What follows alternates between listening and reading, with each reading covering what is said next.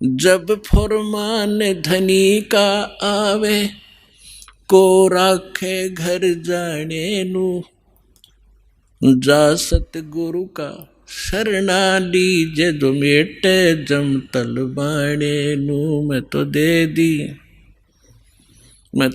दी है बालम याने नू, मैं तो दे दी है बालम याने। अब क्या बताया है गरीबदास साहिब जी ने कि जिस समय आपके प्रारब्ध में, आपके किस्मतानुसार जब आपकी मृत्यु आ गई और यम के दूत आपको लेने आएंगे, तो कोई नहीं रोक सकता उसको। मासा घटे न तिल बधे, विद ना लिखे जो लेख। तो कैसे, अब यहाँ क्या बताना चाहते हैं कि यदि आपकी मृत्यु का समय आ गया और चाहे आप 30 वर्ष, 40 वर्ष, 50 वर्ष के हो, 10 वर्ष के हो, 2 वर्ष के हो, 4 वर्ष के हो, तो आपकी मृत्यु होगी ही होगी। फिर क्या बताते हैं कि जा सतगुरु का शरणा लीजिए, जो मिटे जम तलबाने नू। तलबाना माने जैसे सम्मन आते हैं कोर्ट से, और उस उच्च कोर्ट से या राष्ट्रपति से उसका सटे मिल जाता है, तो वो सम्मन वापस हो जाते हैं। तो यहाँ क्या बताना चाहते हैं कि जब फुरमान धनी का आया, आदेश आ गया, यहाँ जो विधाता ने विधान बना रखा है, तो को रखे घर जाने नू, और जा सतगुरु का शरणा लीजिए, मिटे जम तलबाने नू। धर्मराज दरबार में देई कबीर तलाक, मेरे भूले चुके हंस को तू पकड़िए मत कजाक। बोले पुरुष कबीर से धर्मराज कर जोड़े, तुमरे हंस को पकड़ो नहीं मुझे 2 ही लाख करोड़े।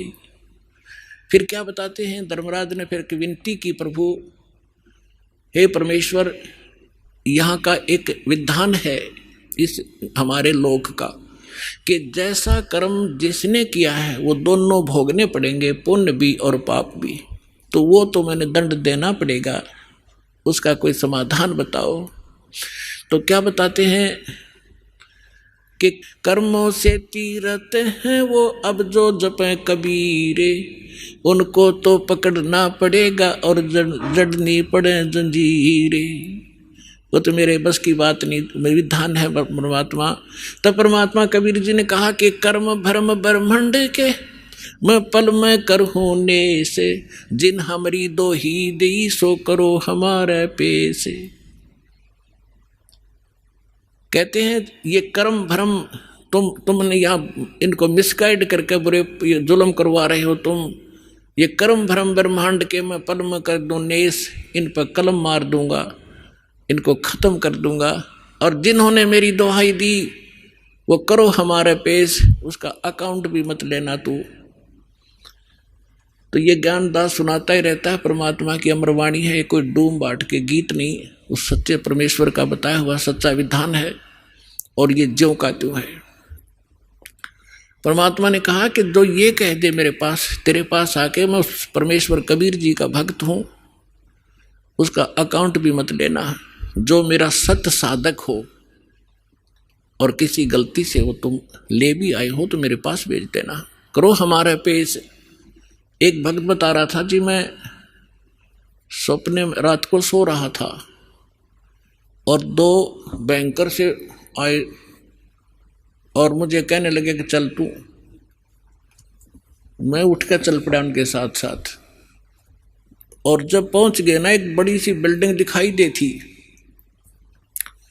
उसके निकट जाकर मैंने पूछा भी कहाँ ले जा रहे हो तुम मुझे?